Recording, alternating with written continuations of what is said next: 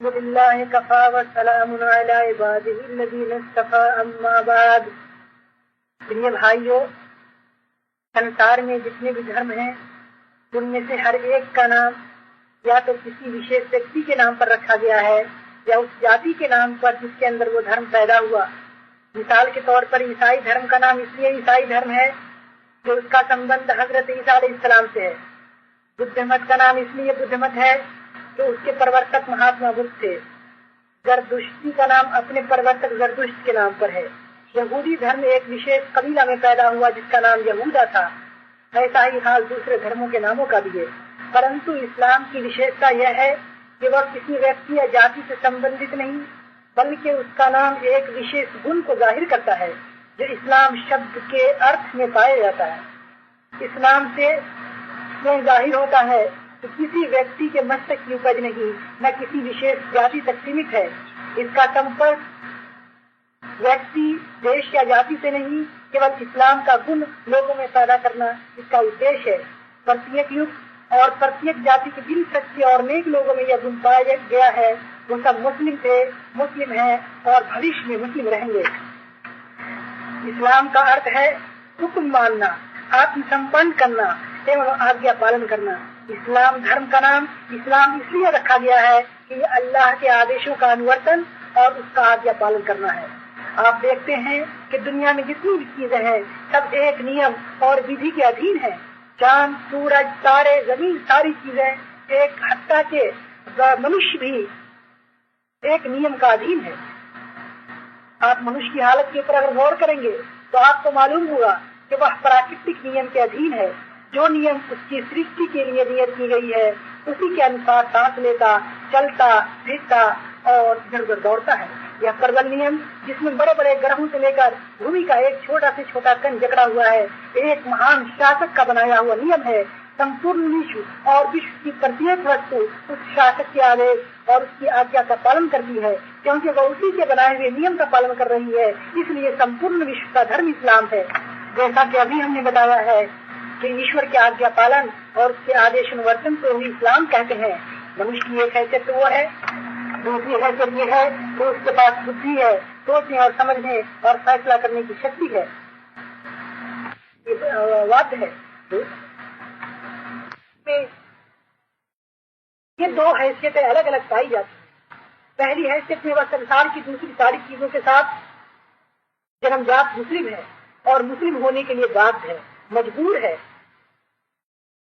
दूसरी हैसियत में मुस्लिम होना या न होना उसके अधिकार में है और इसी अधिकार के कारण मनुष्य दो वर्गों में विभाजित हो जाता है। एक मनुष्य वो है जो अपने सृष्टिकर्ता को पहचानता है, उसको अपना स्वामी और प्रभु मानता है और अपने जीवन के इच्छित कार्यों में भी उसी के पसंद किए हुए कानून के ऊपर चलता है। वह पूरा मुस्लिम है। उसका इस्लाम पूर्ण हो गया, क्योंकि अब उसका जीवन पूर्ण रूप से इस्लाम है। अब वो जानबूझकर भी उसका आज्ञाकारी बन गया, जिसका आज्ञा पालन वो अचेत रूप में कर रहा था। अब वह स्वेच्छा पूर्वक नहीं, उसी अल्लाह का आज्ञाकारी है जिसका आज्ञाकारी वह बिना संकल्प के था। अब उसका ज्ञान यथार्थ है, क्योंकि वो अल्लाह को जान गया जिसने उसे जानने और ज्ञान प्राप्त करने की शक्ति दी है। अब वो उसकी बुद्धि और उसकी सम्मति यथोचित है और उसको पूरा विश्वास प्राप्त है, क्योंकि उसने सोच समझकर उस ईश्वर को आज्ञा पालन का निर्णय किया जिसने उसे सोचने, समझने और फैसला करने की योग्यता प्रदान की है। अब उसकी जबान सच्ची है, क्योंकि वो उस अल्लाह को मान रही है जिसने उसको बोलने की शक्ति प्रदान की है।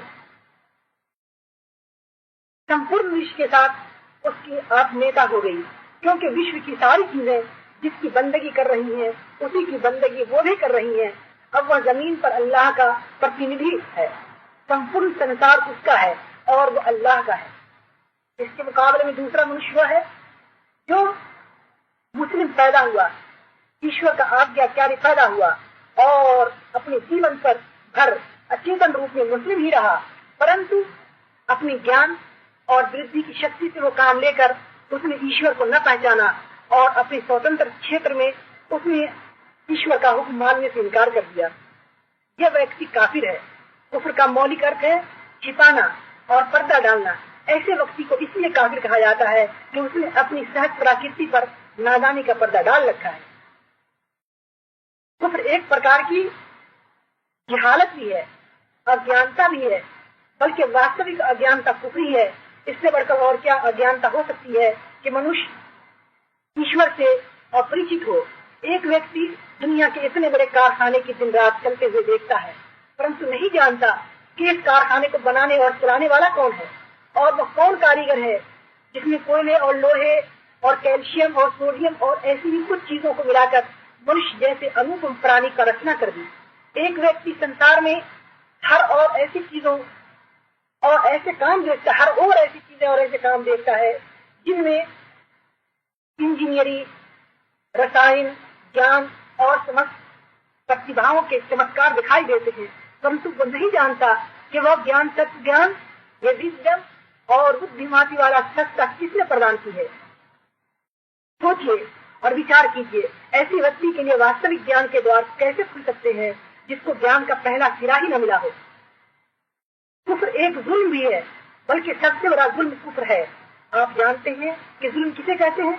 जुल्म यह है कि किसी चीज से उसके संभव और प्रकृति के विरुद्ध जबरदस्ती काम लिया जाए।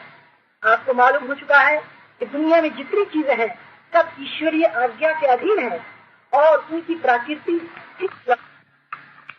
विधि और नियम का पालन करना ही इस्लाम है। स्वयं मनुष्य का संपूर्ण शरीर और उसका प्रत्येक भाग जन्मजात उसकी उसी प्रकृति के अनुरूप है।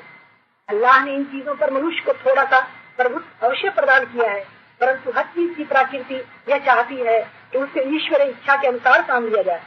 किंतु जो व्यक्ति कुफ्र करता है वो इन सब चीजों से उनकी प्रकृति के विरुद्ध काम लेता है। वह अपने दिल में दूसरों की बड़ाई, प्रेम और भय को जगह देता है, हालांकि दिल की प्रकृति यह चाहती है कि उसमें ईश्वर की बड़ाई, उसका प्रेम, उसका डर हो। वो अपनी समस्त इंद्रियों से और दुनिया की उन सब चीजों से जो उसके अधिकार में है ईश्वर इच्छा के विरुद्ध काम लेता है, हालांकि हर चीज की प्रकृति यह चाहती है कि उस ईश्वर विधि और नियम के अनुसार काम लिया जाए। बताइए, ऐसे व्यक्ति से बढ़कर और कौन जालिम होगा अपने जीवन में हर समय हर चीज पर, यहाँ तक कि स्वयं अपने आप पर भी जुल्म करता है। आप इससे कहीं नहीं समझ लीजिए कि कुफ्र से मनुष्य अल्लाह का कुछ बिगाड़ लेता है। इस सम्राट का राज इतना बड़ा है कि वो बड़ी से बड़ी दूरबीन लगाकर भी अब तक यह मालूम न कर सके कि वह कहाँ से आरंभ होता है और कहाँ समाप्त होता है। इस सम्राट की शक्ति इतनी अपार है कि सारी पृथ्वी और सूर्य और मंगल और ऐसी करोड़ों ग्रह उसके संकेत पर गेंद की तरह फिर रहे हैं। जिस सम्राट की संपत्ति ऐसी अपार है कि संपूर्ण विश्व में जो कुछ है उसी का है, उसमें कोई उसका साजी नहीं। जो सम्राट ऐसा निरपेक्ष है कि सब उसके मोहताज और उपजीवी है और वह किसी का मोहताज नहीं। भला मनुष्य की क्या हस्ती है कि उसके मानने या न मानने से ऐसे सम्राट को कोई हानि पहुंच सके। उससे कुफ्र और सरकशी की नीति अपनाकर मनुष्य उसका कुछ भी नहीं बिगाड़ सकता। हाँ, अपने विनाश का आयोजन जरूर कर लेता है। कुफ्र और अवज्ञा का परिणाम यह है कि मनुष्य सदा के लिए सफल, असफल और व्यर्थ में विफल हो जाता है। ऐसे व्यक्ति को ज्ञान का सीधा मार्ग कभी नहीं मिलेगा, क्योंकि जो ज्ञान स्वयं अपने सृष्टिकर्ता को न जाने वह किसी चीज को सही कैसे जान सकता है। उसकी बुद्धि सदा टेढ़े मार्ग को अपनाएगी, क्योंकि जो बुद्धि तो अपने बनाने वाले को पहचानने में गलती करे वो और किन चीजों को सही समझ सकता है। यह है कुफ्र की कहानियां। आइए अब तनिक ये भी देखिए कि इस्लाम का तरीका अपनाने में क्या फायदा है। आपको मालूम है कि इस लोक में हर तरफ ईश्वर के प्रभुत्व की निशानियां फैली हुई हैं। विश्व का यह विराट कारखाना जो एक पूर्ण व्यवस्था और एक अटल कानून के अंतर्गत चल रहा है, वह इस बात का साक्षी है कि इसका बनाने वाला, चलाने वाला एक अपार शक्ति का मालिक है और वही शासक है जिसके शासन के विरुद्ध कोई भी चीज सिर नहीं उठा सकती। संपूर्ण विश्व की तरह वह मनुष्य की प्रकृति भी यह है कि उसका हुक्म माने, क्योंकि अचेतन रूप में वह रात दिन उसका आज्ञा पालन कर ही रहा है, क्योंकि उसके प्राकृतिक नियमों का उल्लंघन करके वह जीवित तो रह ही नहीं सकता। परंतु ईश्वर ने मनुष्य को ज्ञान की योग्यता, सोचने समझने की शक्ति और बुरे भले की परख देकर संकल्प और अधिकार में थोड़ी सी स्वतंत्रता प्रदान कर दी है। इस स्वतंत्रता में मनुष्य की परीक्षा है, उसके ज्ञान की परीक्षा है, उसकी बुद्धि की परीक्षा है, उसके विवेक की परीक्षा है और इस बात की परीक्षा है कि उसे जो स्वतंत्रता प्रदान की गई है उसको वह किस प्रकार प्रयोग में लाता है। और इस परीक्षा में कोई एक तरीका अपनाने को मनुष्य को बाध्य नहीं किया गया, क्योंकि बाध्य और विवश करने से परीक्षा का उद्देश्य ही भंग हो जाता है। आप स्वयं समझ सकते हैं कि परीक्षा में प्रश्न पत्र देने के पश्चात यदि आपको एक विशेष उत्तर देने का बाध्य और विवश कर दिया जाए तो ऐसी परीक्षा से कोई लाभ नहीं होगा। आपकी वास्तविक योग्यता का प्रदर्शन उस वक्त होगा, उसी समय होगा जबकि आपको हर प्रकार का उत्तर देने का अधिकार प्राप्त हो। यदि आपने ठीक उत्तर दिया और सफल हो गए, भावी उन्नति का ये द्वार आपके लिए खुल जाएंगे, और यदि ठीक उत्तर न दिया, असफल होंगे और अपनी अयोग्यता से अपनी उन्नति का रास्ता रोक लेंगे। ठीक इसी प्रकार ईश्वर ने, अल्लाह ने भी अपनी परीक्षा में मनुष्य को स्वतंत्र रखा है ताकि वह जो तरीका चाहे अपनाए। अब एक व्यक्ति तो वो है जो स्वयं अपनी और विश्व की प्रकृति को नहीं समझता, अपने सृष्टिकर्ता की उसके गुणों को पहचानने में भूल करता है और अधिकार की जो स्वतंत्रता उसे दी गई है उसे अनुचित लाभ उठाकर वह अवज्ञा और सरकशी की रीति अपनाता है। यह व्यक्ति ज्ञान, बुद्ध और विवेक और अमल की परीक्षा में असफल हो गया। उसने खुद साबित कर दिया कि वह हर प्रकार से निम्न श्रेणी का व्यक्ति है, इसलिए उसका वही परिणाम होना चाहिए जो अभी आपने सुना। जो दूसरा व्यक्ति है उसके मुकाबले में एक दूसरा व्यक्ति है जो इस प्रकार इस परीक्षा में सफल हो गया। उसने ज्ञान और बुद्धि से यही काम लेकर ईश्वर को जाना और माना, हालांकि वो ऐसा करने का बाध्य नहीं किया गया था। उसने भलाई और बुराई के परखने में भी गलती नहीं की, स्वतंत्र रूप से उसने भलाई को ही पसंद किया। यद्यपि बुराई की और भी झुकने की स्वतंत्रता उसे प्राप्त थी, बुराई के ओर से जाने की आजादी प्राप्त थी। उसने अपनी प्रकृति को समझा, अपने ईश्वर को पहचाना और अवज्ञा की स्वतंत्रता प्राप्त होने पर भी ईश्वर की आज्ञा पालन की रीति को अपनाया। उस व्यक्ति को परीक्षा में इसी कारण से सफल मिली कि उसने अपनी बुद्धि से ठीक काम लिया, आंखों से ठीक देखा, कानों से ठीक सुना, मस्तिष्क से ठीक विचार निर्धारित किया और दिल से उसी बात पर चलने का फैसला किया जो ठीक था। वो दो अंतर हैं। मुस्लिम के नैतिक जीवन में ईश्वर का भय, सच्चापन और सत्यवादिता होगी। वो दुनिया में ये समझकर रहेगा कि सब चीजों का मालिक अल्लाह है, मेरे पास और समस्त मनुष्य के पास जो कुछ है ईश्वर ही का दिया हुआ है। मैं किसी चीज का, यहाँ तक कि स्वयं अपने शरीर और शारीरिक शक्तियों का भी मालिक नहीं हूँ। सब कुछ ईश्वर की अमानत है और इस अमानत को प्रयोग में लाने का जो अधिकार मुझको दिया गया है उसको ईश्वर इच्छा के अनुसार प्रयोग में लाना चाहिए। एक दिन ईश्वर मुझसे अपनी यह अमानत वापस लेगा और उस समय मुझे वो एक एक चीज का हिसाब देना होगा। संसारिक सफलता भी ऐसी ही व्यक्ति के पास होती है। उससे बढ़कर संसार में कोई प्रतिष्ठित और सज्जन नहीं हो सकता, क्योंकि उसका सिर ईश्वर के सिवा किसी के सामने झुकने वाला नहीं और उसका हाथ ईश्वर के सिवा किसी के आगे फैलने वाला नहीं। अपमान ऐसे व्यक्ति के समीप कैसे फटक सकता है? उससे बढ़कर संसार में कोई शक्तिशाली भी नहीं होगा, क्योंकि उसके मन में ईश्वर के सिवा किसी का डर और उसको ईश्वर के सिवा किसी से पुरस्कार और इनाम का लोभ भी नहीं होगा। कौन सी शक्ति है जो ऐसे व्यक्ति को हक और सच्चाई से विचारित कर सकती है, और कौन सा धन है जो उसका ईमान मोल ले सकता है? उससे बढ़कर संसार में कोई संपन्न और धनवान भी नहीं होगा, क्योंकि वह विलास प्रिय नहीं, वासनाओं का दास नहीं, लोभी और लालची नहीं। अपने उचित परिश्रम से जो कुछ कमाता है उसी पर उसे संतोष होता है, और गैर कानूनी धन के ढेर भी उसको सामने लगा दिए जाए तो उनको तुच्छ जानकर ठुकरा देता है। उससे बढ़कर संसार में कोई प्रेम पात्र और लोकप्रिय भी नहीं होगा, क्योंकि वह हर व्यक्ति का हक अदा करेगा और किसी का हक नहीं मारेगा, हर एक से नेकी करेगा और किसी के साथ बुराई नहीं करेगा, बल्कि हर व्यक्ति की भलाई की कोशिश करेगा और उसके बदले में अपने लिए कुछ नहीं चाहेगा। लोगों के दिल आपसे आप उसकी ओर खींचेंगे और प्रत्येक व्यक्ति उसका सम्मान और उससे प्रेम करने की कोशिश करेगा। उसके बढ़कर संसार में कोई विश्वास पात्र भी न होगा, क्योंकि वह न्याय भंग न करेगा, सच्चाई से मुंह नहीं मोड़ेगा, वादे का सच्चा और मामले का पूरा पाबंद होगा। तो यह समझकर ईमानदारी से काम करेगा कि कोई और देखने वाला हो या ना हो, परंतु ईश्वर तो सब कुछ देख रहा है।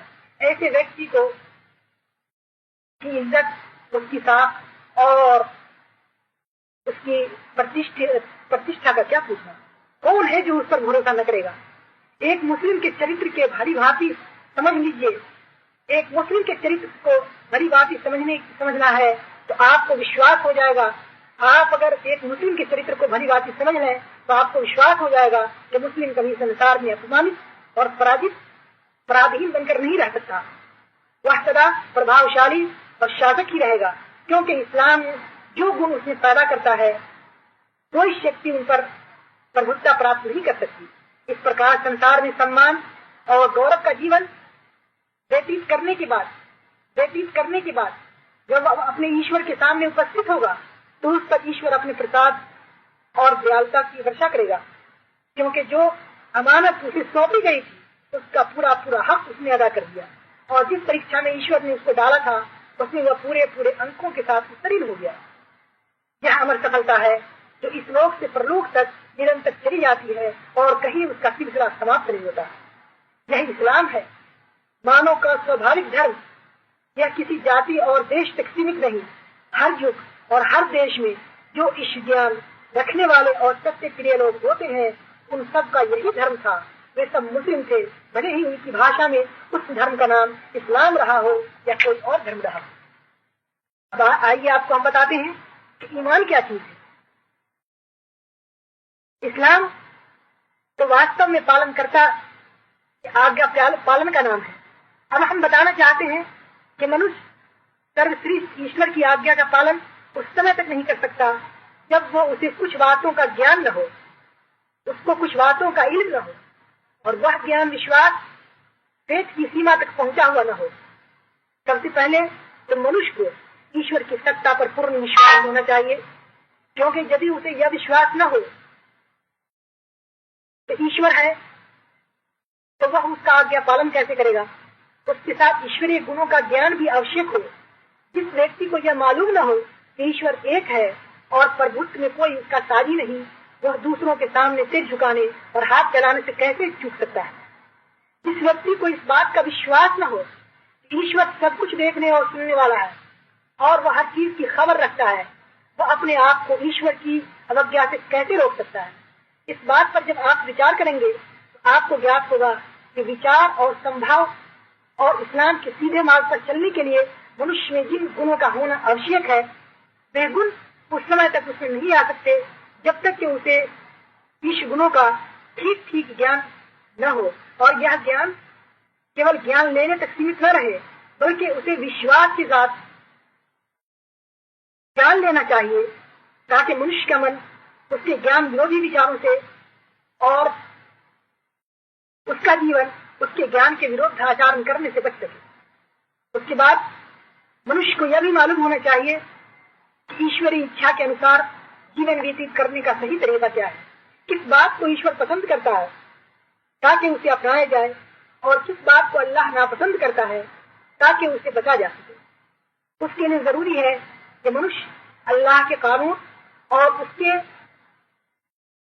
विधान से भली भांति परिचित हो, उसके विषय में उसे पूरा विश्वास हो कि यही अल्लाह का कानून और विधान है और इसी का अनुसरण करने से अल्लाह की प्रसन्नता प्राप्त हो सकती है। क्योंकि यदि उसे इसका ज्ञान ही न हो तो वह पालन किस चीज का करेगा, और यदि ज्ञान तो हो परंतु पूरा विश्वास न हो या मन में यह भावना बनी हो कि इस कानून और विधान के अतिरिक्त दूसरे कानूनों और विधान भी ठीक ही है या हो सकते हैं, तो उसकी भली भांति पालन कैसे कर सकता है। फिर मनुष्य को इसका ज्ञान भी होना चाहिए कि ईश्वरी इच्छा के अनुसार न चलने और उसके पसंद किए हुए नियम और विधान का पालन न करने का परिणाम क्या है और उसके आज्ञा पालन का पुरस्कार क्या है। इसलिए जरूरी है कि आखिरत यानी परलोक की जीवन का ईश्वर के न्यायालय में ईश्वर के न्यायालय में पेश होने का, उसकी अदालत में पेश होने का, अवज्ञा दंड पाने का और आज्ञा पालन पर पुरस्कार पाने का पूरा ज्ञान और विश्वास हो। जो व्यक्ति आखिरत के जीवन से अपरिचित है वह आज्ञा पालन और अवज्ञा दोनों को निष्फल समझता है। उसका विचार तो यह है कि अंत में आज्ञा पालन करने वाला और न करने वाला दोनों बराबर रहेंगे, क्योंकि दोनों मिट्टी हो जाएंगे। फिर उससे कैसे आशा की जा सकती है कि वह आज्ञा पालन की पाबंदियों और तकलीफों को उठाना स्वीकार कर ले और उन गुनाहों से बचे जिनसे इस संसार में कोई हानि पहुंचने का उसको भय नहीं है। ऐसे विश्वास के साथ मनुष्य ईश्वरीय नियम और कानून का कभी अनुवर्ती नहीं हो सकता। इसी प्रकार वह व्यक्ति भी आज्ञा पालन की रीति को दृढ़ता पूर्वक अपना नहीं सकता जिसे आखिरत के जीवन और अल्लाह की अदालत में पेश होने का ज्ञान तो हो परंतु विश्वास नहीं। इसलिए कि संदेह और दुविधा के साथ मनुष्य किसी बात पर स्थिर नहीं रह सकता। आप एक काम का मनोयोग से उसी समय करेंगे जब आपको विश्वास हो कि यह काम लाभदायक है और दूसरे काम से बचने से भी आप उसी समय अविचल रह सकते हैं जब आपको पूरा विश्वास हो कि यह काम हानिकारक है। अतः मालूम हुआ कि एक तरीके पर चलने के लिए उसके फल और परिणाम का ज्ञान होना भी आवश्यक है और यह ज्ञान ऐसा होना चाहिए जो विश्वास की सीमा तक पहुंचा हुआ है।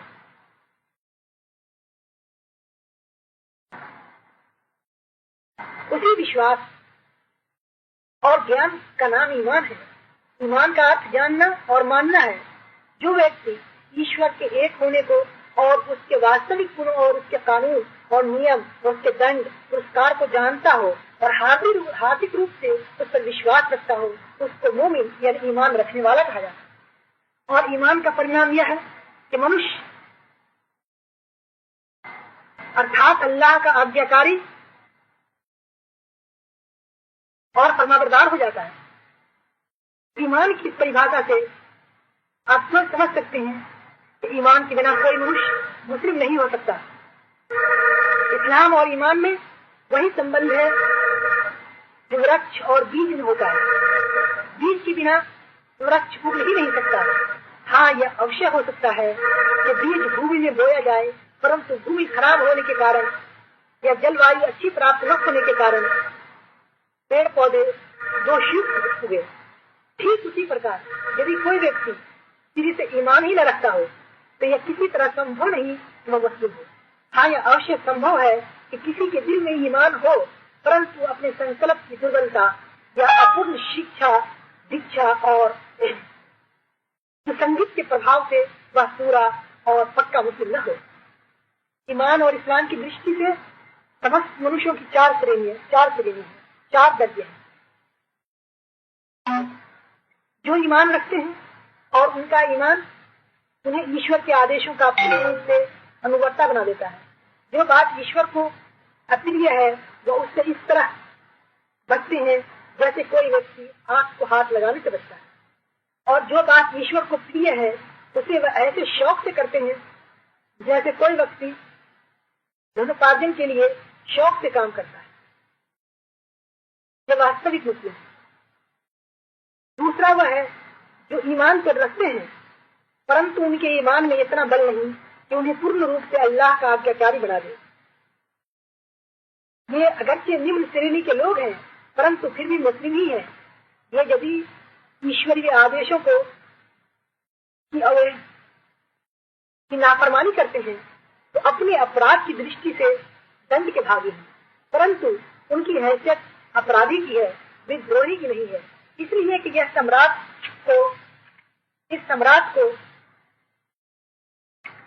सम्राट मानते हैं और उसके कानून होना स्वीकार करते हैं। तीसरा वह है जो ईमान नहीं रखता परंतु देखने में वह ऐसा काम करता है जो ईश्वरीय कानून के अनुकूल दिखाई देता है। ये वास्तव में विद्रोही हैं। इसका कुछ भी मूल्य नहीं। इनकी मिसाल ऐसे व्यक्ति जैसी है चौथे वो लोग हैं जो ईमान भी नहीं रखते और कर्म की दृष्टि से भी दुष्ट और दुराचारी हैं। ये उस श्रेणी के लोग हैं जो बागी और विद्रोही कहलाते हैं, क्योंकि ये विद्रोही भी हैं और बिगाड़ पैदा करने वाले भी। मानवीय श्रेणी के इस वर्गीकरण से यह बात स्पष्ट हो जाती है कि ईमान वास्तव में मानवीय सफलता का आधार है। इस्लाम चाहे वो पूर्ण हो या अपूर्ण, केवल ईमानी रूपी बीज से पैदा होता है। जहाँ ईमान न होगा वहाँ ईमान की जगह कुफ्र होगा, जिसका दूसरा अर्थ ईश्वर के प्रति विद्रोह है। चाहे वो विद्रोह ऊंचे सत्र का हो या नीचे सत्र। ईश्वरीय आज्ञा पालन के लिए ईमान की आवश्यकता और उसकी जरूरत आपने जान लिया। अब प्रश्न ये है कि ईश्वर के गुण और उसके इच्छित कानून, परलोक के जीवन के संबंध में ज्ञान और ऐसा ज्ञान जिस पर विश्वास किया जा सके कैसे प्राप्त हो सकता है। हम आपको बता चुके हैं कि विश्व में सर्वत्र ईश्वर की कारीगरी की निशानियां मौजूद हैं, चिन्ह मौजूद हैं जो इस बात के साक्षी है कि इस कारखाने को एक ही कारीगर ने बनाया है और वही उसको चला रहा है। उन निशानियों में सर्वश्रेष्ठ ईश्वर की समस्त गुणों की छवि दिखाई पड़ती है।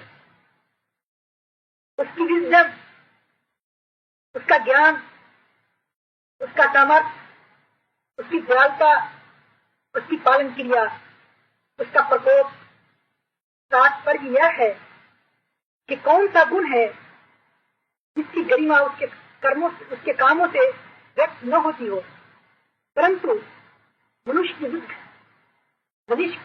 बुद्धि और उसकी योग्यता से इन चीजों को देखने में बहुत ज्यादा भूल हुई है। ये समस्त निशानियां आंखों के सामने मौजूद हैं, परंतु फिर भी किसी ने कहा ईश्वर दो हैं, किसी ने कहा तीन हैं, किसी ने कहा अनगिनत हैं, किसी ने अनगिनत ईश्वर मान लिए, किसी ने परमात्मा के टुकड़े टुकड़े कर दिए और कहा एक वर्षा का प्रभु है, एक वायु का प्रभु है, एक अग्नि का ईश्वर है। और दुनिया में जितने भी सिस्टम चल रहे हैं हर एक का एक अलग अलग ईश्वर है। तात्पर्य यह है कि एक एक शक्ति के अलग अलग ईश्वर पाए जाते हैं और एक ईश्वर इन सब का नायक है। इस तरह ईश्वर की सत्ता और उसके गुणों को समझने में लोगों की बुद्धि ने बहुत धोखे खाए हैं, जिनको बयान करने का यहाँ मौका नहीं है। आखिरत परलोक के जीवन के विषय में भी लोगों ने बहुत सत्य और असत्य विचार प्रकट किए। किसी ने कहा कि मनुष्य मरकर मिट्टी हो जाएगा, फिर उसके पश्चात कोई जीवन नहीं। किसी ने कहा कि इसी दुनिया के अंदर हम आए हैं और यहीं पर खत्म हो जाएंगे। किसी ने कहा कि मनुष्य बार बार इस लोक में जन्म लेगा और अपने कर्मों के अनुसार दंड या पुरस्कार पाएगा। किसी ने और भी बातें कही, किसी ने कुछ कहा, किसी ने कुछ कहा, और इस तरह से दुनिया के अंदर बेशुमार देवताओं का प्रचलन हो गया। दुनिया के अंदर ईश्वर को छोड़कर लोग शिर्क की तरफ चले गए। यद्यपि बुद्धि और ज्ञान की पूर्ण रूप से परीक्षा तो उसी प्रकार हो सकती है जब मनुष्य बिना किसी मार्गदर्शन के छोड़ दिया जाए और फिर अपनी कोशिश और योग्यता से सत्य और सच्चाई को भूल जाए। परंतु ईश्वर ने अपने बंदों को ऐसी कठिन परीक्षा में नहीं डाला।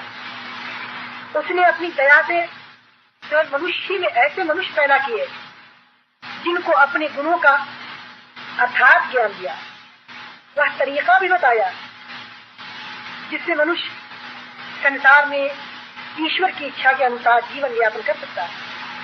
परलोक के जीवन के संबंध में भी अर्थात ज्ञान प्रदान किया और उन्हें आदेश दिया कि दूसरे मनुष्य तक यह ज्ञान पहुंचा दें।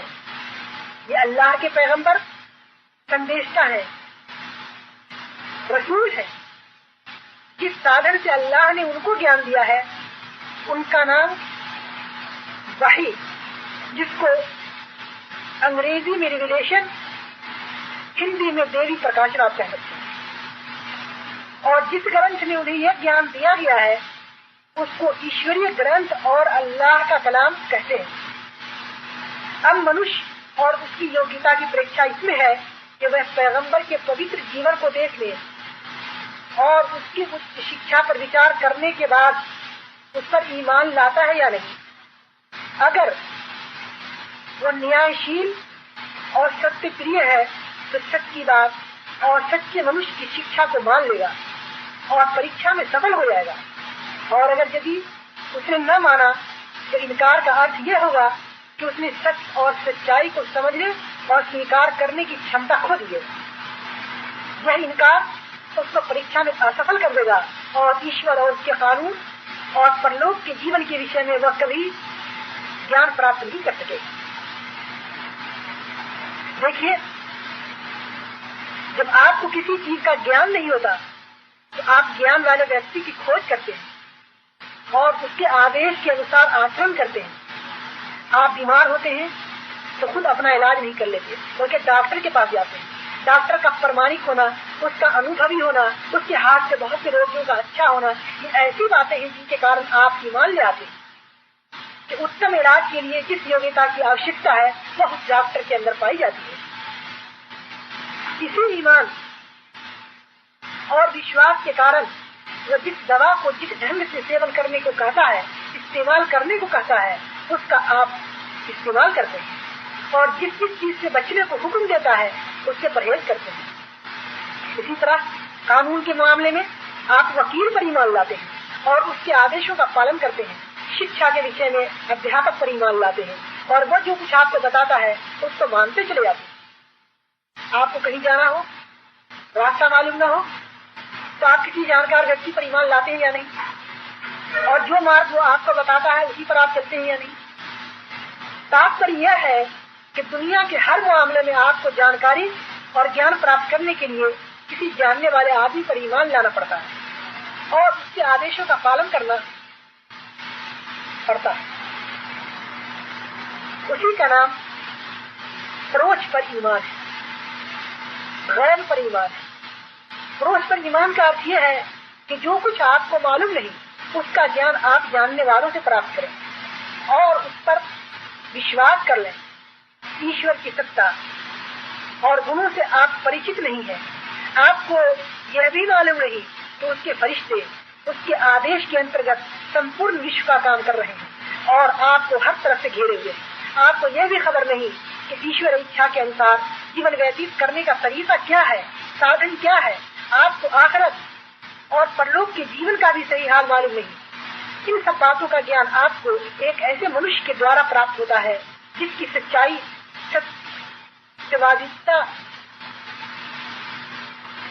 ईश भय, पवित्रतम जीवन और अच्छी बातों को देखकर आप मानते हैं कि वह जो कुछ कहता है सच कहता है और उसकी सब बातें विश्वास करने के लायक है। यह परोक्ष पर ईमान है। अल्लाह का आज्ञा पालन और इसकी इच्छा के अनुसार आचरण करने के लिए परोक्ष पर ईमान आवश्यक है, क्योंकि पैगंबर के सिवा किसी और साधन से आपको अर्थात ज्ञान नहीं प्राप्त होता और अर्थात ज्ञान के बिना आप इस्लाम के तरीके पर ठीक ठीक चल नहीं सकते। अब हम आपको यह बताना चाहेंगे कि पैगंबरी और नबूवत की वास्तविकता क्या है और पैगंबरों को कैसे पहचाना जाए, अल्लाह के संदेशकाओं को कैसे पहचाना जाए। आप देखते हैं कि संसार में मनुष्य को जिन जिन चीजों की आवश्यकता होती है अल्लाह ने उन सब का प्रबंध स्वयं ही कर दिया है। बच्चा जब पैदा होता है तो देखिए कितनी सामग्री उसे देकर संसार में भेजा जाता है। देखने के लिए आंखें, सुनने के लिए कान, सूंघने और सांस लेने के लिए नाक, स्पर्श ज्ञान के लिए संपूर्ण शरीर उसके अंदर अनुभव शक्ति, चलने के लिए पांव, काम करने के लिए हाथ, सोचने के लिए मस्तिष्क और ऐसी ही अनगिनत दूसरी चीजों का जो पहले से उसकी सब जरूरतों का ध्यान रखते हुए उसके छोटे से शरीर के अंदर लपेट करके सारी चीजें रख दी गई है। फिर जब वो दुनिया में कदम रखता है तो जीवन बिताने के लिए इतनी सामग्री उसको मिलती है जिसकी आप गणना भी नहीं कर सकते। वायु है, प्रकाश है, ताप है, जल है, पृथ्वी है, माँ के स्तन में पहले से दूध मौजूद है, माता पिता संबंधी यहाँ तक के दूसरे लोगों के दिलों के अंदर उसके प्रति प्यार और ममता पैदा कर दी गई है, जिससे उसका पालन पोषण होता है। फिर जितना जितना वह बढ़ता जाता है उसकी आवश्यकताओं की पूर्ति के लिए हर प्रकार की सामग्री उसको मिलती जाती है और ऐसा लगता है मानो पृथ्वी और आकाश की समस्त शक्तियां उसके पालन पोषण और सेवा के लिए कार्य कर रही हैं। इसके बाद आगे बढ़िए। दुनिया के काम करने के लिए जितनी योग्यताओं की जरूरत है वो सब मनुष्य को दी गई है। शारीरिक शक्ति, समझबूझ, ऐसी बहुत सी योग्यताएं थोड़ी या बहुत हर मनुष्य के अंदर पाई जाती है। परंतु यहाँ अल्लाह ने ये प्रबंध किया है कि समस्त योग्यताएं सब मनुष्य को समान रूप से नहीं दी गई। यदि ऐसा होता तो कोई किसी का मोहताज नहीं होता, न कोई किसी की परवाह करता। इसलिए ईश्वर ने समस्त मनुष्यों की सामूहिक आवश्यकताओं को ध्यान में रखते हुए समस्त योग्यताएं पैदा तो मनुष्य ही में से की, परंतु इस तरह के किसी को एक योग्यता अधिक दे दी और दूसरे को दूसरी योग्यता दे दी, किसी के अंदर एक सलाहियत ज्यादा दे दी, दूसरे के अंदर कम कर दी। आप देखते हैं कि कुछ लोग शारीरिक परिश्रम की शक्तियां दूसरों से अधिक लेकर आते हैं। कुछ लोगों में किसी विशेष कला या प्रोफेशन की जन्मजात योग्यता होती है जिससे दूसरे वंचित होते हैं और कुछ लोगों में बुद्धि की तेजी और बौद्धिक शक्ति दूसरों से अधिक होती है। कुछ जन्म सिद्ध सेनानी होते हैं, कुछ में प्रशासन की विशेष योग्यता होती है, कुछ भाषण की असाधारण शक्ति लेकर पैदा होते हैं, कुछ में लिखने की ज्यादा सलाहियत होती है। कोई व्यक्ति ऐसा पैदा होता है कि उसकी बुद्धि गणित में अधिक काम करती है, यहाँ तक कि उसके बड़े से बड़े जटिल प्रश्नों को इस तरह वो हल कर देता है कि दूसरों की बुद्धि वहां तक नहीं पहुंचती। एक दूसरा व्यक्ति ऐसा होता है कि जो दूसरी चीजों का आविष्कार करता है और उसके आविष्कारों को देखकर संसार चकित रह जाती। एक और व्यक्ति ऐसा अनुपम कानूनी दिमाग लेकर आता है कि कानून की जो सूक्ष्म और मर्म की बातें बरसों तक विचार करने पर भी दूसरों की समझ में नहीं आती तो उसकी दृष्टि अपने आप वहां तक पहुंच जाती। ईश्वर की इस देन पर भी विचार करेंगे तो आपको मालूम होगा कि मानव संस्कृति के लिए जिन योग्यताओं की आवश्यकता है या अधिक होती है वो अधिक मनुष्य में पैदा की जाती है और जिनकी आवश्यकता जितनी कम होती है तो उतनी ही कम मनुष्य में पैदा की जाती है। सैनिक अधिक पैदा होते हैं, किसान और बढ़ई और लोहार ऐसे दूसरे कामों के आदमी अधिक पैदा होते हैं, परंतु ज्ञान संबंधी और बुद्धिक शक्तियां रखने वाले राजनीतिक और सेनापति संबंधी योग्यताओं के अधिकारी कम पैदा होते हैं। फिर वो लोग और भी काम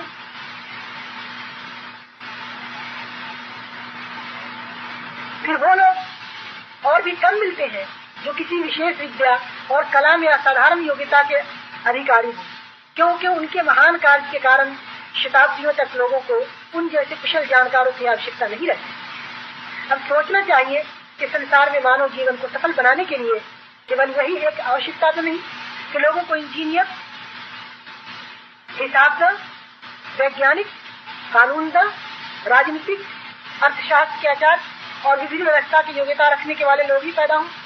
इन सब से बढ़कर एक और आवश्यकता भी तो है और वो ये है कि कोई ऐसा हो जो लोगों को ईश्वरीय मार्ग बताए, ईश्वर का रास्ता बताए, ईश्वर तक पहुंचने के लिए लोगों को सही मार्ग बताए।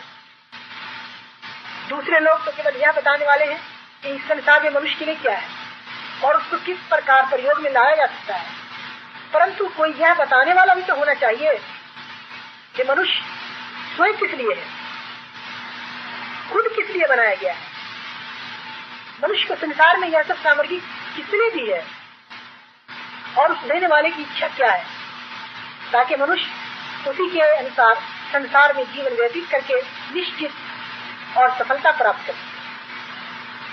यह मनुष्य की वास्तविक और सबसे बड़ी जरूरत है, सबसे बड़ी आवश्यकता है। और बुद्धि यह मानने से इनकार करती है कि जिस ईश्वर ने हमारी छोटी से छोटी जरूरतों को पूरा करने का प्रबंध किया है, उसने ऐसे महत्वपूर्ण आवश्यकता की पूर्ति में असावधानी से काम लिया हो। नहीं, ऐसा हरगिज़ नहीं। ईश्वर ने जिस प्रकार एक एक विद्या विज्ञान की विशेष योग्यता रखने वाले व्यक्ति को पैदा किए हैं, उसी प्रकार ऐसे व्यक्ति भी पैदा किए हैं जिनमें स्वयं ईश्वर को पहचानने की उत्तम योग्यता थी। उसने उन्हें धर्म, जिसको दीन कहते हैं, अखलाक और शरीयत का ज्ञान अपने पास से दिया और उन्हें इस सेवा कार्य पर नियुक्त किया कि दूसरे लोगों को इन चीजों की शिक्षा दें।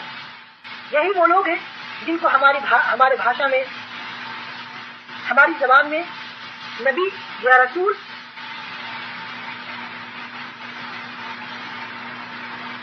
या हिंदी में ईशदूत या संदेशा कहा जाता है। अब देखना यह है कि हम पैगंबरों को कैसे पहचानें। तो जिस प्रकार दूसरी विद्याओं और कलाओं के कुशल व्यक्ति एक विशेष बुद्धि और एक विशेष प्रकार की मनोवृत्ति लेकर पैदा होते हैं, इसी प्रकार पैगंबर भी एक विशेष प्रकार की मनोवृत्ति लेकर आते हैं। एक जन्मजात कवि की कविताओं को सुनते ही हमको मालूम हो जाता है कि यह काव्य की विशेष प्रतिभा लेकर पैदा हुआ है, क्योंकि दूसरे लोग चाहे जितनी ही कोशिश करें उस जैसे पद रचना नहीं कर सकते। इसी प्रकार एक जन्मजात लेखक, एक जन्मसिद्ध आविष्कारक, एक जन्मजात नेता भी अपने महान कार्य से स्पष्ट रूप में पहचान लिया था, क्योंकि उनमें से हर एक अपने काम में असाधारण योग्यता का प्रदर्शन करता है जो दूसरों में नहीं होती। ऐसे ही हाल पैगंबरों का भी है। उसके मन में वो बातें आती है जो दूसरे सोच भी नहीं सकते। तो ऐसे विषयों का वर्णन करता है जिनका उसके सिवा कोई वर्णन नहीं कर सकता। उसकी दृष्टि ऐसी सूक्ष्म बातों तक पहुंच जाती है जिन तक दूसरों की दृष्टि वर्षों के सोच विचार के बाद भी नहीं पहुंच सकती। वो जो कुछ कहता है हमारी बुद्धि को स्वीकृत हो, हमारा मन गवाही देता है, अवश्य ऐसा ही होना चाहिए। संसारिक अनुभव और विश्व के निरीक्षणों से उसकी एक एक बात सत्य सिद्ध होती है, परंतु यदि हम स्वयं इस तरह की बात कहना चाहें तो नहीं कह सकते। फिर उसकी मनोवृत्ति इतनी पवित्र होती है कि वह हर मामले में सच्ची होता है। वो कभी कोई असत्य बात नहीं कहता, कोई बुरा काम नहीं करता, सदैव सदाचार और सच्चाई की शिक्षा देता है और जो कुछ दूसरों से कहता है उस पर स्वयं चलकर दिखाता है। उसके जीवन में कोई ऐसा उदाहरण नहीं मिलता कि वह जो कुछ कहे उसके विरुद्ध आचरण करे। उसके कथन और व्यवहार में कोई व्यक्तिगत स्वार्थ नहीं होता। वह दूसरों के हित के लिए स्वयं हानि सहता और अपने हित के लिए किसी को हानि नहीं पहुंचाता। उसका संपूर्ण जीवन सच्चाई, सजगता, सुशीलता, पवित्रता, उच्च विचार और सर्वोच्च मानवता का आदर्श होता है, जिसमें ढूंढने से भी कोई दोष नहीं दिख पड़ता।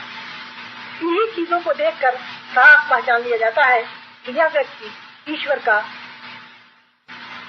सच्चा पैगंबर है, उसका संदेशा है। अब ये देखना चाहिए कि पैगंबर का आज्ञा पालन करना चाहिए तो किस तरह करना चाहिए। जब ये मालूम हो गया कि ये सच्चा पैगंबर है तो उसको मानना, उसका आज्ञा पालन करना और उसके तरीके का अनुपालन करना जरूरी है। यह बात बुद्धिमत्ता के स्वार्थ का प्रतिकूल है कि आप एक व्यक्ति के पैगंबर होना स्वीकार भी करें और फिर उसकी बात भी न माने, क्योंकि पैगंबर मानने का अर्थ यह है कि आपने मान लिया कि वह जो कुछ कह रहा है ईश्वर की ओर से कह रहा है और जो कुछ कर रहा है ईश्वरी इच्छा के अनुसार कर रहा है। अब आप जो कुछ उसके विरुद्ध कहेंगे या करेंगे वो ईश्वर के विरुद्ध होगा, और जो बात ईश्वर के विरुद्ध होगा वो कभी सत्य और न्यायपूर्ण नहीं हो सकती। इसलिए किसी को पैगंबर मानने से यह बात आपसे आप जरूरी हो जाती है कि उसकी बात को निर्वाद मान लिया जाए और उसके हुक्म के आगे सिर झुका दिया जाए, चाहे उसका आंतरिक उद्देश्य, उसका लाभ आपकी समझ में आए या ना आए, उसकी बातें आपकी अक्ल की अंदर आए या ना आए। जो बात पैगंबर की ओर से है उसका पैगंबर की ओर से होना ही इस बात का प्रमाण है कि वह सच्ची है। यदि आपकी समझ में किसी बात का प्रयोजन नहीं आता तो उसका अर्थ यह नहीं कि उस बात में कोई दोष है। जिस व्यक्ति को किसी विद्या या कला में कुशलता प्राप्त नहीं है वह उसका मकसद नहीं समझ सकता, परंतु वह कितना मूर्ख होगा यदि वह किसी विद्या के समर्थ की बात केवल इसलिए न माने कि उसकी समझ में वो बात नहीं आती। देखिए, संसार के प्रत्येक कार्य में उसके जानकार की आवश्यकता होती है और जानकार व्यक्ति की सम्मति लेने के पश्चात ही उसके ऊपर पूरा भरोसा किया जाता है और उसके कार्य में हस्तक्षेप नहीं किया जाता, क्योंकि सब लोग सब कामों के विशेषज्ञ नहीं हो सकते और न दुनिया भर की सब चीजों को समझ सकते हैं। आपको अपनी समस्त बुद्धि और चतुर्थ का उपयोग केवल उस बात में करना चाहिए कि एक अच्छे से अच्छा विशेषज्ञ खोजें। जब किसी के बारे में आपको विश्वास हो जाए कि वह सबसे अच्छा जानकार है, उस पर आपको पूरा भरोसा करना चाहिए। फिर उसके कार्यों में हस्तक्षेप करना और एक एक बात के बारे में यह कहना कि पहले हमें समझा दो, नहीं तो हम नहीं मानेंगे, बुद्धिमानी नहीं बल्कि सौरथा और मूर्खता। किसी वकील को मुकदमा सौंपने के बाद आप ऐसे वाद विवाद करेंगे तो आपको अपने दफ्तर से निकाल देगा। किसी डॉक्टर को आप उसके काम के अंदर आदेश देंगे और उसके विषय में कारण जानना चाहेंगे तो वो आपका इलाज छोड़ देगा। ऐसे ही मामला धर्म का भी है। आपको ईश्वर ज्ञान प्राप्त करने की आवश्यकता है। आप जानना चाहते हैं कि ईश्वरीय इच्छा के अनुसार जीवन व्यतीत करने का तरीका क्या है। आपके पास स्वयं इन चीजों के मालूम करने का कोई साधन नहीं। जब आपका तो ये ज्ञान है, तब आपका ये कर्तव्य है कि ईश्वर के सच्चे पैगंबर की तलाश करें। उस तलाश में आपको असलियत, बुद्धि और समझबूझ से काम लेना चाहिए, क्योंकि यदि आपने किसी ऐसे व्यक्ति को पैगंबर समझ लिया जो पैगंबर नहीं, तो वह आपको असत्य मार्ग पर लगा देगा। परंतु जब आपको भली भांति जांच पड़ताल करने के पश्चात यह विश्वास हो जाए कि अमुक व्यक्ति ईश्वर का सच्चा पैगंबर है, तो उस पर आपको पूर्ण रूप से विश्वास करना चाहिए और उसके प्रत्येक आदेश का पालन करना चाहिए। जब आपको ये मालूम हो गया कि इस्लाम का सच्चा और सीधा मार्ग वही है जो ईश्वर की ओर से उसका पैगंबर बताए, तो यह बात आप स्वयं समझ सकते हैं कि पैगंबर पर ईमान लाना और उसका आज्ञा पालन करना और अनुवर्तन करना समस्त मनुष्य के लिए कितना आवश्यक है। और जो व्यक्ति पैगंबर के तरीके को छोड़कर तो अपनी बुद्धि से कोई तरीका निकालता है, कोई तरीका अपनाता है, वह निश्चय ही मार्गभ्रष्ट है, गुमराह। इस मामले में लोग विचित्र गलतियां करते हैं। कुछ लोग ऐसे हैं जो पैगंबर की सच्चाई को तो मानते हैं, परंतु न उसके ऊपर ईमान लाते हैं, न उसके आदेशों का पालन करते हैं।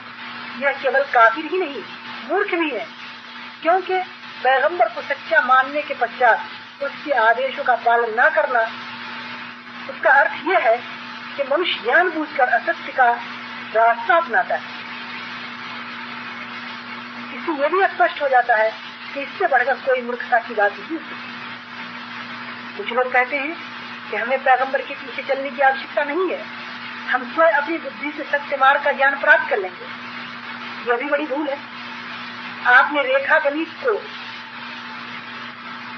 देखा है, उसकी शिक्षा प्राप्त की है और आप यह जानते हैं कि एक बिंदु से दूसरे बिंदु तक सीधी रेखा एक ही हो सकती है, दूसरी नहीं हो सकती। उसके सिवा जितनी भी रेखाएं खींची जाएंगी वह सब या तो टेढ़ी होंगी या उस दूसरे बिंदु तक नहीं पहुंचेंगी। ऐसी ही हालत सत्य मार्ग की भी है, जिसको इस्लाम की भाषा में सिराते मुस्तकीम, सीधा मार्ग या सरल मार्ग कहा जाता है। यह मार्ग मनुष्य से आरंभ होकर ईश्वर तक जाता है और रेखा गणित के इसी नियम के अनुसार यह भी एक ही मार्ग हो सकता है। इसके सिवा जितने मार्ग भी होंगे या तो सब टेढ़े होंगे या ईश्वर तक नहीं पहुंचेंगे। अब विचार कीजिए कि जो सीधा मार्ग है वो तो पैगंबर ने बता दिया और उसके सिवा कोई दूसरा मार्ग सिरात मुस्तकीम है ही नहीं, सरल मार्ग है ही नहीं, सीधा मार्ग है ही नहीं। इस मार्ग को छोड़कर जो व्यक्ति कोई रास्ता तलाश करेगा उसको दो सूरतों में से कोई एक सूरत जरूर पेश आएगी। या तो उसको ईश्वर तक पहुंचने का कोई मार्ग मिलेगा ही नहीं, या यदि मिला भी तो बहुत फेर का रास्ता मिलेगा, सरल रेखा न होगी बल्कि वो टेढ़ी रेखा होगी। पहली सूरत में तो उसकी तबाही जाहिर है, वही दूसरी सूरत उसकी भी मुफ्तापुर होने में संदेह नहीं किया है। एक बुद्धिहीन पशु भी एक स्थान से दूसरे स्थान तक जाने के लिए टेढ़ा रेखा छोड़कर सरल रेखा ही अपनाता है। फिर उस मनुष्य को आप क्या कहेंगे जिसको अल्लाह का एक नेक बंदा सीधा मार्ग बताए और वह कहे कि नहीं, मैं तेरे बताए मार्ग के ऊपर नहीं चलूंगा, मैं तो अपनी ही समझ के मुताबिक काम करूंगा और अपने टेढ़े रास्ते के ऊपर चलूंगा। उसका नतीजा यह होगा कि वो टेढ़े मार्ग में भटक कर अंतिम लक्ष्य की खोज नहीं लगा पाएगा और वो गुमराह हो जाएगा। यह तो वो बात है जो सरसरी सोच विचार में हर व्यक्ति समझ सकता है, परंतु यदि आप अधिक सोच विचार करके देखेंगे तो आपको मालूम होगा कि जो व्यक्ति पैगंबर पर ईमान लाने से इनकार करते हैं उनको ईश्वर तक पहुंचने का कोई मार्ग मिल ही नहीं सकता और मिलता भी नहीं, न टेढ़ा न सीधा। इसका कारण यह है कि जो व्यक्ति सच्चे आदमी की बात मानने से इनकार करता है उसके मस्तिष्क में अवश्य कोई ऐसा विकार होता है जिसके कारण वह सच्चाई से मुंह मोड़ता और गलत रास्ते को अपनाता है। या तो उसकी समझ बूझ में दोष होता है, या उसके मन में अभिमान होता है, या उसके स्वभाव में ऐसी कुटिलता होती है कि वह नेकी और सच्चाई की बातों को मानने के ऊपर तैयार नहीं होता, या वो बाप दादा के अंधे अनुसारण में ग्रस्त होता है और जो असत्य बातें प्रथा के रूप में उसके पास पहले से चली आ रही हैं उनके विरुद्ध कोई बात मानने के लिए और सुनने के लिए तैयार नहीं होता है। यही वजह हो सकती है कि वो अपनी इच्छा का दास है और पैगंबर की शिक्षा को मानने से इसलिए इनकार करता है कि उसके मान लेने के बाद पापों और अवैध बातों की स्वतंत्रता शेष नहीं रहती। ये सब ऐसे कारण हैं कि यदि उनमें से कोई एक कारण भी किसी व्यक्ति के अंदर पाया जाता है तो इसको ईश्वरीय मार्ग मिलना असंभव है, और यदि कोई कारण भी न पाया जाता हो तो यह संभव नहीं कि एक सच्चा, निष्पक्ष और अक्लमंद मनुष्य एक सच्चे पैगंबर की शिक्षा को स्वीकार करने से इनकार कर दे। सबसे बड़ी बात यह है कि पैगंबर ईश्वर की ओर से भेजा हुआ होता है और ईश्वर ही का यह आदेश है कि उसके ऊपर ईमान लाओ और उसका आज्ञा पालन करो। अब जो कोई पैगंबर पर ईमान नहीं लाता वो ईश्वर के विरुद्ध विद्रोह करता है, उसका बागी हो जाता है, ईश्वर के खिलाफ रास्ते के ऊपर चला जाता है। आप उसको यूं समझिए कि आप जिस राज्य की प्रजा है उसकी ओर से जो अधिकारी भी नियुक्त होगा, आपको उसके आदेशों का पालन करना होगा। यदि आप उसके अधिकारों को नहीं मानेंगे या उसके अहकाम के पालन करने से इनकार करेंगे, वो जो कहता है उसकी बात के ऊपर नहीं चलेंगे, तो इसका अर्थ यह होगा कि आपने स्वयं राज्य के विरुद्ध विद्रोह किया है, बगावत की है। राज्य को मानने और उसके द्वारा नियुक्त अधिकारी को मानने से आपने इनकार कर दिया है। राज्य को मानना और उसके द्वारा नियुक्त अधिकारी को न मानना, ये बजाय खुद विरोध की बात है। ऐसी मिसाल ईश्वर और उसके भेजे हुए पैगंबर के लिए। ईश्वर समस्त मनुष्य का वास्तविक सम्राट है। जिस व्यक्ति को उसने मनुष्य के मार्गदर्शन और गाइडेंस के लिए भेजा है और जिसके अनुवर्तन की आज्ञा भी है,